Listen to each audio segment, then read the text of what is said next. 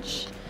Okay, everything you see at the groceries. So, okay, let's start. This is mine. I like to drink chocolate milk. This one is soy because I realized I'm not lactose intolerant, but I get reactions every time I drink milk.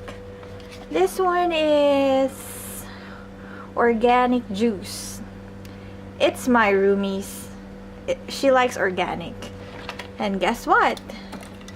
Oh my god, this is like the organic red wine I tried the other night. It's 14% alcohol. She bought this from Cebu daw. Man, 14%, and it's super mapait. Okay, we have here our, of course, bagoong. This pickle, I think, is mine. Gamit ko pag nagluluto ng sisig. Okay, I think this one here is like months old already.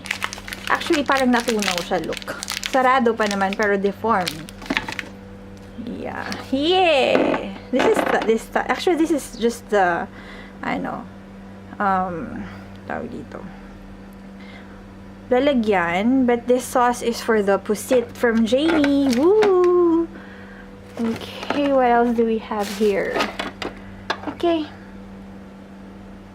Toast spread, butter,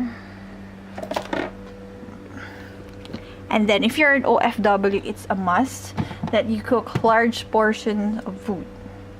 Kasi init mo lang yan at times. Wala ka ng, time para magluto ulit.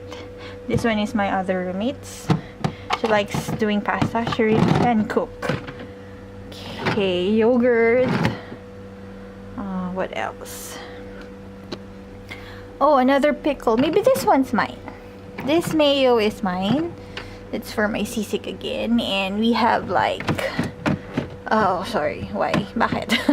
There's our fruit and vegetable rack. Okay. Look.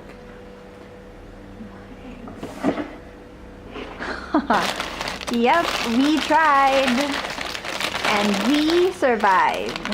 Actually, marami na siya. Marami na nagbebenta niyan. Ta-da! Ice cream is a must in this house.